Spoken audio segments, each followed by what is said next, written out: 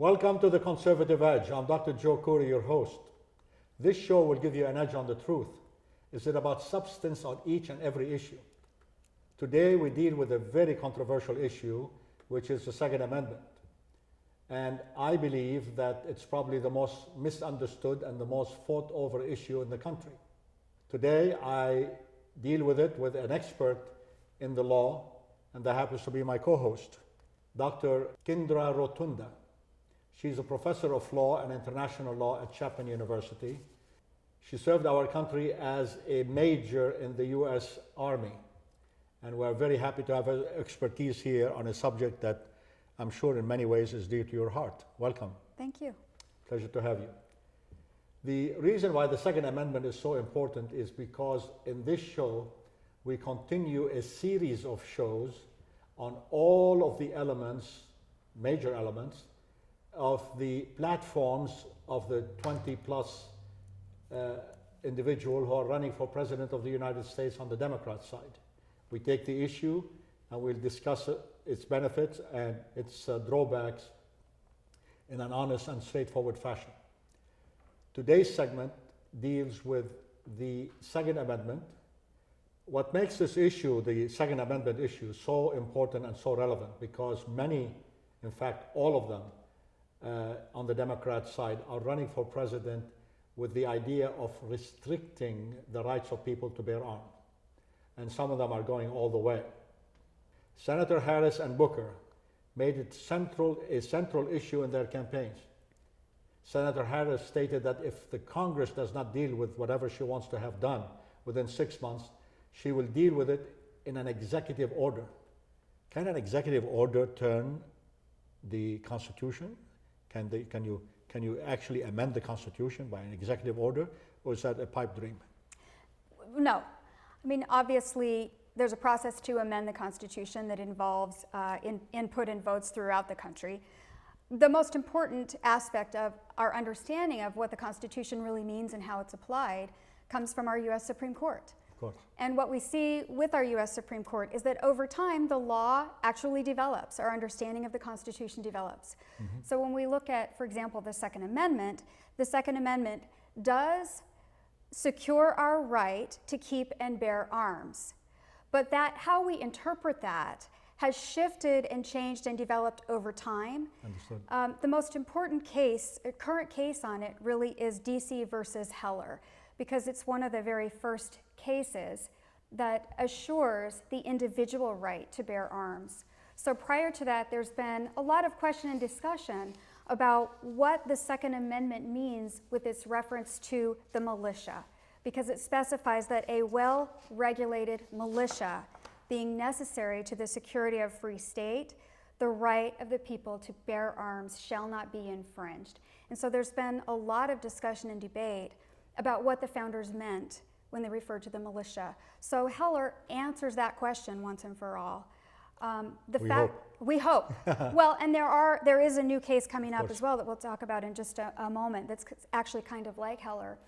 Heller was a bit of a watershed because it really, for the first time, assures that individuals have the right to bear arms. So it puts to rest this notion of what's a militia, who constitutes a militia, is it just the National Guard, can it be individuals, how should it be interpreted? And what's interesting is that the court drew from Justice Ginsburg's definition on bearing arms. So her definition was that the natural meaning of bearing arms is to wear, bear, or carry upon the person or the clothing, or even in the pocket, for purposes of being armed and ready for offensive or defensive action. So Justice Ginsburg's interpretation is much more than just owning a gun, right? Her interpretation is being able to have that gun on your person. And some states have gone to concealed carry, where you have to have your weapon, may have your weapon concealed. Others require open carry. But the notion is that you do have a right to have it on your person. So what happens in the DC gun case in 2008, where this decision came down favoring gun ownership, is that the District of Columbia had passed a law that required owners of lawfully owned handguns to, if they were going to possess them in their home, to have them unloaded and disassembled and bound by a trigger lock. Wow. Right? And so they weren't Exactly, they connected. certainly aren't for self-defense. And that's the irony of it, is that we can logically think, right? The reason that the founders protected our right to bear arms was to be able to, as Justice Ginsburg observes, have that ready access if we need it for offensive or defensive means. The So if ability you to have use it in it, your you mean. closet on the top shelf, unloaded in a lockbox, and you have an intruder, you might as well not have a weapon at all, right? And so the Supreme Court observed this and found that there is a private right to have a firearm. And so they found the DC law to be unconstitutional in that it infringed on the right to bear arms. Now, the fact that it's unconstitutional doesn't mean that it's unfettered, right? So with, Now we'll talk about the Heller decision in this regard in a moment. okay, But for now, just so we could focus on it, you read basically the Second Amendment. You just told us what the Second Amendment actually says. There are only 27 words. I can't imagine 27 words that have caused so much grief and so much discussion and so much excitement or so much controversy at every level of government and at every level in the social discussion than those 27 words. But they've been interpreted in two major Supreme Court decisions. You mentioned the Heller case and the Miller case, and we will discuss them further. But the critical point, as you just indicated here, is does a person have a right to own arms and to carry arms? You just said yes under the Heller decision. right. And you said it was also clarified further by the Ginsburg opinion. Is that correct? But the language in Ginsburg, that Ginsburg the had language of previously Ginsburg. used, Okay. right. Which is interesting. But Yeah. the two major issues we are talking about in that framework, so to speak, is first, a well-regulated militia. What does that really mean? And second is the security of a free state. In other words, does the right, if it comes to the people who are considered militias, or to the person himself who wants to carry arms, not as a member of a militia, but just to carry that. These are where the Supreme Court decisions clarified the issues, or maybe even confused the issues, especially the word militia. Do you agree with that? Yeah, I think that there definitely has been a lot of debate centering around what does it mean and how far does it extend. Okay, understood. Now, the initial decision is that the individual does not have the right to bear arms. That right has been granted to militias. That's in the initial decision, 1929, right? Now, in the Heller decision, Antonin Scalia said, now wait a second here, an individual has the right to bear arms. So the Antonin Scalia opinion was dramatic. The NRA was celebrating everywhere that now we have confirmed through the Supreme Court decision that an individual can own arms. Right. Weapon, Yes. right? Now, what kind of weapon and what are the restrictions and what kind of individual is a different thing. But the important thing is that we separated the individual from the militia. And in my opinion, the militia, at the time we were discussing militia, was the individual. Right. That's a lot of people have made that exact argument because we have Okay. to think about it in terms of the historical context. Of course, the historical context basically said, in Britain, for example, militia were almost everybody, because every man in Britain at the time in the 17th century, right? Every man is supposed to be a militia member, right? This is called the citizen warrior or the citizen soldier. And the purpose of that is very interesting, that these people will defend, remember they had a regular army, but these individuals will defend the king and will defend against any foreign force, any foreign intruder or attack on the sovereignty of the state. So that concept was brought to the United States, and we had militias. One of the most famous, as you very well know, is the Minutemen. The Minutemen fought in Concord and Lexington. They did a great job. They were given credit for defeating the British in some respect. So these people have their own arms, decided to congregate in the defense of the state against a foreign enemy, in this case, the occupation by Britain. And therefore, in my opinion, the mentioning of the militia in the Constitution represents those who are willing to bear arms in defense of the state against a foreign enemy. That makes every American who wanted to fight in the war of independence. And therefore, the distinction between militia and the person was used in the initial Supreme Court decision, in the Miller decision, right, to distinguish between a person and a militia, where that distinction should not have existed. That's my personal opinion, of course. And then came the Heller decision. Antonin Scalia said, now wait a second here. Independent of the argument regarding militia, we will have a separation between the two, and we will say a citizen of the United States has the right to bear arms. And that clarified a whole range of issues. However, the challenges in the court have been numerous. I understand that since that decision there have been almost like 1,200 cases regarding that very issue. But we said that the decision by the Supreme Court was not unfettered, right? Right. Now let's go to the list if we can, please. Scalia mentions in his opinion that there are, of course, some exceptions. That's not surprising. All rights come with responsibilities. And so we have to maintain a certain level of responsibility in order to fully enjoy those rights. So, for example, we can carve out exceptions for things like felons or mentally ill who are dangerous. There's been some dispute about the best way to do that, frankly, and we can talk about that here in a moment. We can also limit where people can bear arms. For example, federal buildings. So you may be able to carry a weapon on your person, but not when you go into a federal courthouse, right? Schools, gun-free school zones, etc.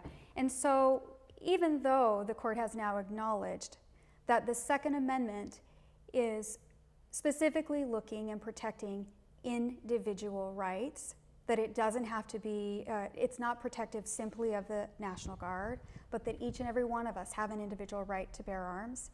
They also acknowledge that we have to engage in certain conduct to do that. So if we abuse that right, it can be limited. So if you commit a felony, it can be limited. If you're going into a government building, it can be limited. So it's not unfettered, but it's really the first time that the court quite squarely interprets militia to include the individual person. So it's a significant case for gun rights Without a doubt. advocates, right? Without a doubt.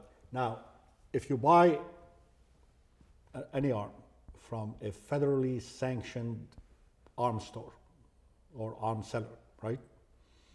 You have to go through a background check. Right. There is no alternative to that. The background check is run by the FBI, and it's run by something called National Instant Criminal Background Check.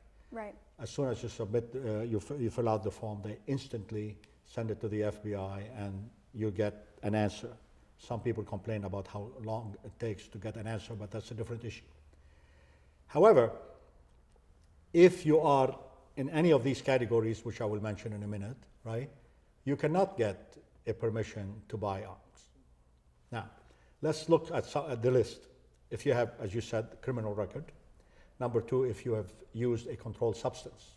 I wonder, how does that come about? Do you actually have to get a medical record to show that in fact you have never used drugs, or do they give you a test at the time you get it? I don't know how is that done. Do you have any idea how that's done? Well, I know that with a lot of these aspects of the NICS background check, where they get their information is from the states. And so when the states have decided that someone is either should not be on the list, they contact the NICS to put them on the list. And different states do that differently. And so some interpret that very broadly in a way that would not land you on the list. Others interpret it very, very narrowly. for example, in a number of states, New York, Connecticut, Hawaii, you can land on that list if you seek mental health treatment. Wow. Regardless of whether or not you're dangerous. So when you think about that, that could be someone who's depressed, that does not have a statistical likelihood of becoming Yes. violent.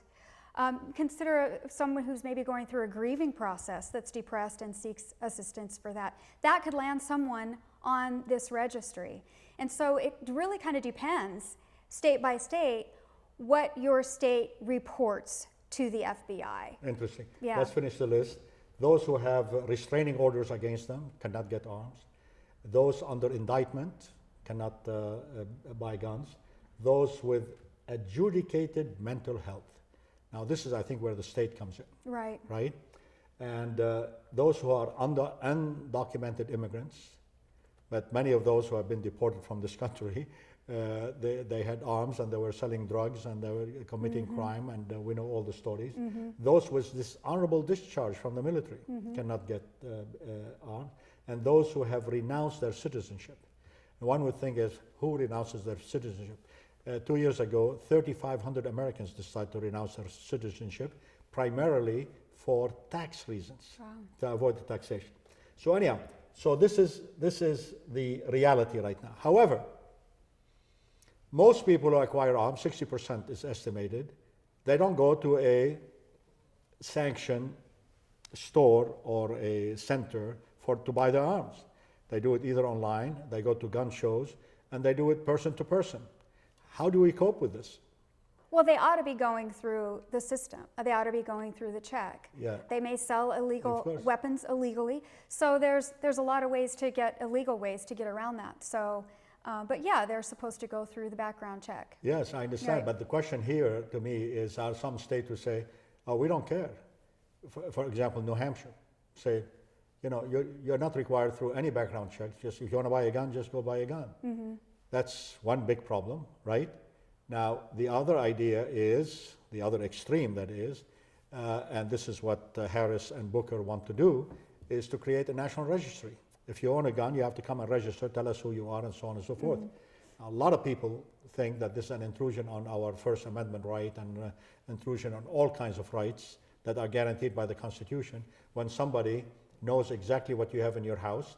And at one point, if we do, whether, for example, what New Zealand and what Australia has done recently, they could come and they know exactly who owns the gun. They come and confiscate the gun from you, whether you like it or not.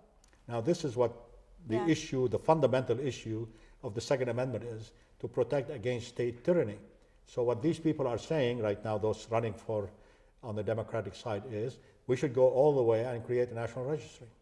Well, I think the problem with that is that a lot of times lawmakers are saying things that they think sound profound, but it's not, because that already exists. There already is a way to report people to the FBI.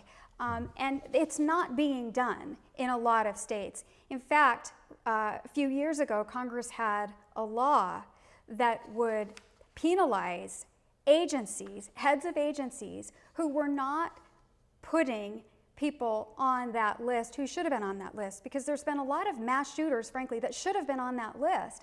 So the mass shooter at Virginia Tech, one of the largest school shootings ever in our country, should have been on that list. There was a shooter at a Waffle House a number of years ago, another mass shooting, should have been on that list. Last year, there was a shooting in Texas of an Air Force officer. He should have been on that list. And what we learned from that is that the military had not been reporting people to the list. And so these ideas for coming out and saying, oh, why don't we have a second list? It's just layer upon layer. So if your first process is not working, people aren't complying, I think we need to look at that and say, well, how can we get states to comply? Indeed. And as I mentioned, there's been ways to try and get them to do that, not allowing raises for agencies that should be reporting in art. So looking at what we have instead of creating a second registry. So when Congress enacts something this significant that really impacts all citizens, you end up with errors on both sides, right? You end up with some people not ending up on the list that should be, and you end up with people ending up on the list. That should not be. And so, frankly, I think a better and more precise approach would be to look really carefully. In fact, the Heritage Foundation just did this a few months ago. They published a wonderful study that goes through some of these issues point by point, state by state, and breaks it down.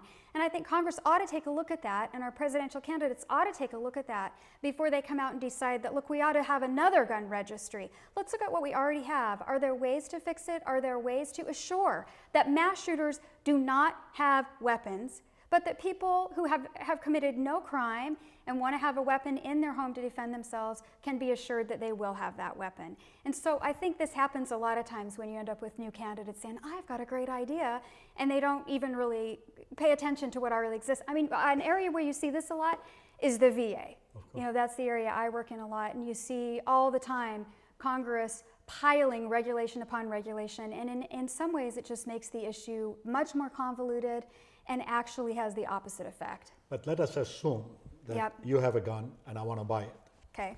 How does the government know that I've entered into this transaction? How does it get reported? Whose responsibility it is? Your responsibility to report it, or is it my responsibility to report? Or we just say, government has nothing to do with that, this is a private transaction. I think it probably varies state by state, the actual Okay. specifics of how But no you matter what transfer gun yeah, ownership. I agree, it depends on the state, but Yeah. no matter what the state says, it's a private transaction, it's just between you and me. How does that really get controlled? Except for the possibility of being used in an abusive fashion. Right. And I think this is what the NRA argument is. Because many of these transactions take place between consenting adults. Most people who own guns in this country, and there are millions of them, do not abuse them in any way, shape, or form. Somebody did an experiment to tell you about it. They put a gun on a table, and they waited for days. The gun never fired, never hurt anybody. The gun is an inanimate object, right? It doesn't kill people. Right. What kills people are the sick people who own the guns. Those sick people, if they're subjected to an appropriate system of control, system of background checks, Right. could solve the problem. But as you said, some of the states do not even report. Some of them do not even require Over-report? any report. Right. And some of them, when they report the wrong people to the system. Sure, right. So clearly, a lot of things should happen, and they are not happening. Right. And in the absence of all of this, can we say that we should abandon the whole idea altogether and follow the New Hampshire law where you want a gun, come and buy a gun, right? However, there is a very important note in here. If you want to own a gun, you have the right to own the gun, right? Unless you are under all of these exceptions, which is fine, okay? So it now becomes an administrative problem as opposed to a rights problem. Your rights have been taken away from you if you're a criminal. We understand that. But the question right now, how do we make the system fully accountable to the people who want a safe school, a safe country, and so on and so forth, right? According to the Heller's decision, the schools and hospitals should be free of guns. Now we have a proposal in this country that says people, even teachers in school, should have guns. Right. Now, how do you reconcile these two? Again, they can carve out exceptions. So if you are there in a police or security fashion, you could arguably allow guns to be in schools. I think it's a little bit dangerous to do that. But people are looking at that as a possibility. Given the massive amounts of school shootings that we have had, Yes. and the number of children involved, and this country's deep concern about school shootings, gun violence, I think that there will be a registry of one sort or another, whether it stays, the way it is with the national background check process or in some other way. I think that there will be. I think that there's a good reason for that to be. Statistically, the greatest opportunity of being a victim of a gun crime is right after a breakup where there has been violence in the relationship. And so we can look statistically at who is likely to be a victim in the first initial days after that breakup. And so we know that. We know that there are great risks to people, great risks to children, especially now that it's become a thing, I mean, as sick as it is, to have school shootings. I do think it's good that in some of the recent mass shootings that the police officers are not saying their name when they announce the school shooting, or they'll just say it one time and never again. And I think that's really important because there are a lot of people out there that have a sick fascination with being mentioned on the news, being famous or infamous. But I do not see a time when we are going to be rolling back some of those gun regulations. Like I said, in some ways, I think that they are applied in a way that is too strict, for sure. In some ways, they may be being applied too loosely. I do think, though, that our country will want some regulations on that. The Supreme Court even contemplates it. So I think there is, as in with every right, there are contours to it. And so I don't think we want everyone just walking around with weapons, everyone and anyone, anywhere, from Disneyland to your grade school to your church, to nursing homes, to airplanes, right? So we have restrictions for a reason. I think we will continue with those restrictions reasonably, and I think that we should, but it's a function of trying to sort out who we really do not want to have weapons and also have due process. So in some of these states, for example, under Barack Obama, he had a regulation, so never went through Congress, a regulation where the government could seize your weapon if you had gone through a Social Security disability hearing and had been deemed unable to handle your finances, Wow. which has nothing to do with your possibility of becoming a criminal. So they were taking guns away from folks who were disabled, and there was little opportunity for getting those back. And so there definitely have been abuses. Professor, with all due respect, I'm not so sure that the National Registry will deal with this. This is exactly what institutions like the NRA are really worried about. In other words, the misapplication of certain rules and regulations. In this case, it didn't work for President Obama, but the misapplication would be the case you just mentioned. And there could be hundreds of cases like this. If you are late on paying your taxes, if somebody reported that you were abusive to your dog, and on and on and on and on. I don't believe a national registry would work.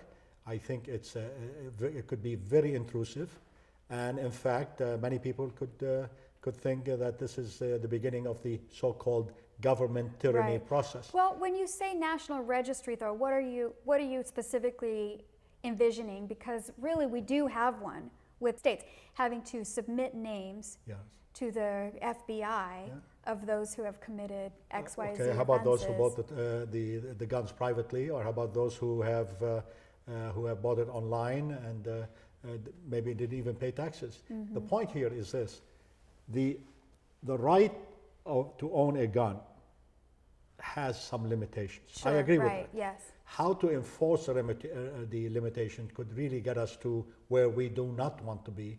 Somebody Yes, I knocking agree. on your door, say, I understand you own a gun, I understand that your neighbor doesn't like you, and in fact, all of your neighbors don't like you, and therefore, we think you are a danger to this community.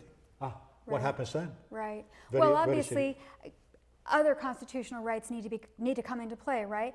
If the government wants to take your weapon, Yes. they ought to give you notice. They ought to give you a hearing. They ought to give you a right to be heard. They ought to provide you the reason which you can rebut for why they want to take your weapon. And there ought to be a process for that weapon to be restored. Yes, now, Professor, I am very, very, very much in agreement with what you just said. However, it is not a solution either. I'll tell Yeah. you why. Because it seems that every time you own a gun, you have to go and justify it. And now suddenly gun ownership requires that you go to court and do all of these crazy things Sure. and incur all of these expenses. And all you want to do is just have a gun in your house. Yeah. Not the guns, some sick people who own the guns. For example, 58% of suicides are with guns. 58%. 67% of homicides are with guns. Therefore, the U.S., and by the way, the U.S. is only ranked 28 in the world in terms of gun violence. However, if you look at certain cities like Chicago, for example, the possibilities almost of having a murder almost on a daily basis and several murders on the basis is huge. Why are we so crazy? Now, some people say we should do exactly what Australia and New Zealand and England did. Okay, you cannot own a gun, period, no matter what. We will not allow you to do that. Guess what? There is a problem in this country. If you were to do exactly what they have done, then the issue of the tyranny of the government and the rights of and the Second Amendment all will go to hell. If you compare the death using guns with the death with any disease, including pneumonia, guess what? It's much lower than any of those diseases. But interestingly is the following. Gun death, or death caused by guns, is much lower than death caused by cars. How many people would be willing to say, we are not going to drive cars anymore, we're going to ban cars because a lot of guys on the street, mostly younger people, who are not really professional enough, responsible enough to drive a car. However, we are giving them at the age of 15 and a half the right to drive a car. So the question here, at what point does sense becomes nonsense? And this is a perfect case of it. We cannot just ban things because they cause death. I mean, if you really want to kill your wife or want to kill your husband, whatever, there are so many ways. You could drop poison, you could really throw a hammer at them, there are so many things. Owning a gun is an important thing to protect your property and to protect yourself. Right. But guess what? Most guns, in the case of property crime and in the case of self-defense, most guns have not been used for that purpose. Most guns on the streets right now have not been used for that purpose. And the question here is, at what point do we say that is not a valid excuse? If I feel protected because I own a gun, I feel protected. Whether I use it for any purpose is a different issue, right? If somebody is an intruder, comes to my house, I automatically have the right to kill him. You lawyers will figure out whether that is true or not, and under what condition and all of that stuff. But to sort it out at this point in time, it's very difficult. Just to say the mere fact that you own a gun, it doesn't mean you're going to be killing people who just show up at your doorstep. Even the possibility that someone could have a gun is a deterrent to a potential criminal. Yeah, but right? how would the criminal know that you have a gun in the house? Well, he knows it's possible that you do. If we were to round up all the weapons, he'd know it's possible that you don't. He would know that you likely do not I've have a never weapon. owned a gun in my life, but I will defend with my life your right to own a gun. Right. I will do that. Okay, I'll demonstrate in the street. I will contribute to whatever organization are trying to do that. But that's not the point. The point is, if you own a gun, how would I know that you own a gun? How would I know that, for example, if you get mad at me and I happen to be a guest in your house, you don't pull out your gun and shoot me? How would I know that? There are so many people with extreme conditions, drug users and heavy drug users. We lost 72,000 people last year dying from drugs. So why don't we go after everybody who's running the drug and put them, who's selling drugs, and put them in jail? These are the criminals. These are the people who are killing more Americans than any gun. All the guns combined have not killed 72,000 Americans last year. What's going on in here? So if the question we are concerned about the safety of the American people, let's make sure we do everything we can to make sure that no drugs are on the street, especially heavy drugs. One more point before I finish. There are 13.7 million Americans who are hunters. They have a legitimate need for a gun. The question is, do they need semi-automatic guns? Should they be allowed to put a bump stock on their rifles or whatever? And there is a controversy regarding this bump stock issue. Could you tell us a little bit about it? Well, obviously the controversy is that it takes a non-automatic weapon and makes it an automatic weapon. And so you're registered as having bought a certain type of weapon, you can turn it into another. And there's a lot of people that say, who would need an automatic weapon to go hunt a deer? Yeah. So in many people's minds, the ownership of an automatic weapon is to own an instrument that kills and that can be taken into a school or a mall or a parking lot and kill massive amounts of humans. So I I will be in understand why favor- there's some yeah, concerns I will with be in that. favor of a bump stock ban of some sort. You know, one guy was producing bump stock using his 3D printer. I mean, are you kidding me? Well, that's the thing now with the 3D printers. I mean, it's difficult to know. I was just reading that a doctor has now produced, using a 3D printer, the bones that go in your ear Wow. that will allow you now to hear. So, right, this Really? technology can be used for good or for good bad. purposes, yeah. Okay. One other point, if I Yeah. could make one before Please, we conclude. please. I wanted to just talk a little bit about a case that's pending before the U.S. Supreme Court. Please. Because it is a big and important case. So this is New York State Rifle Pistol Association versus the City of New York. Very much like the Heller case. So the Supreme Court has not taken another case like this in 11 years. 11 years. It just accepted this case. What it is, similar ban to what DC had. In this case, gun owners in the City of New York may only have their guns in their homes, one, or at one of 7 approved gun ranges within the city. So they cannot even move it from home to home if they own more than one home, and they cannot leave the city with the gun to go to a gun range outside of the city that may be more affordable or that they just may want to go to. And so it obviously is used. The only way, if you look at it, the only way you can really use your weapon is to go practice at a range in New York City. Wow. And so it is a similar limitation to what was going on in the Heller case, right?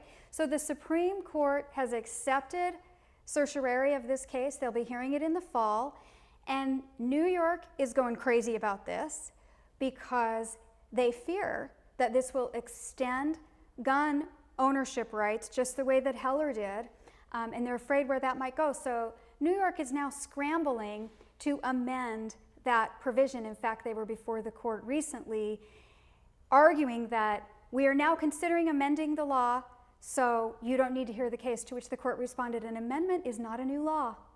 But it is possible that between now and the hearing that New York may get its act together, amend the law to not infringe on gun rights, and the court may find that it's moot. So New York is really wanting to avoid the Supreme Court hearing this case because they are likely to rule against New York, and it's likely to be very similar to Heller. And so it's got people a little bit on edge.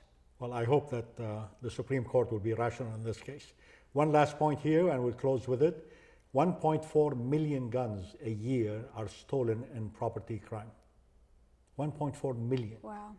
So the question is, how do criminals get weapons? They get it because there is an underground market, just like there's an underground market right now for marijuana. Believe it or not, most of marijuana sold in the state of California is sold illegally today. And most of the guns maybe are also sold illegally or without any reference to any of the laws. So when 1.4 million guns are stolen, what do you think is going to happen to those guns? Somebody is going to be selling them in the market or using them. Right. And I believe many of those crimes in Chicago and elsewhere have been committed with stolen guns. Probably that's So true. Yeah. all the registries become, let's assume we have registered 1.4 million guns, right? Now that they are stolen, who is going to be tracking them? Who is going to be, it'll be a nightmare. Well, that's where I think actually being able to, my point that I was trying to make earlier, that's where a registration can actually protect an owner. Because if their gun is stolen, they can report that weapon as stolen, Okay. right? And who's going to find out? Who's going to find the gun? Well, when it's found somewhere else, they don't come back to your house and say, "Hey, Joe, you must have come. Where were you on the night of whatever? Because we found your gun at such and such residence." And so, in some ways, for the honest, law-abiding citizen, so long as it is protected and it's not used as a way to identify you to confiscate your gun, and I do understand that concern. But for the honest, law-abiding citizen, you want a way to connect your gun to you so that if your gun is stolen, you can make sure they know, hey, I don't have it anymore. Because otherwise, Well, that stolen gun shows up somewhere. I understand. Let's assume there is no national registry, which is the case right now. My gun, when somebody buys a gun, I'm sure he put down all the details of the gun, right? He probably has a receipt for it. So the gun gets stolen, he will report it. It doesn't require a registry for me to report it to the authorities. Anyhow, I think we've done a great job dealing with this issue. I'm very grateful to you. This is The Conservative Edge. I hope you have benefit from our discussion. Please follow us on YouTube under The Conservative Edge to watch this series, and this is, I think, the 4th show in this series, and other shows that we have done. They are informative and they are educational, and I hope in some respect entertaining. Thank you and have a wonderful day.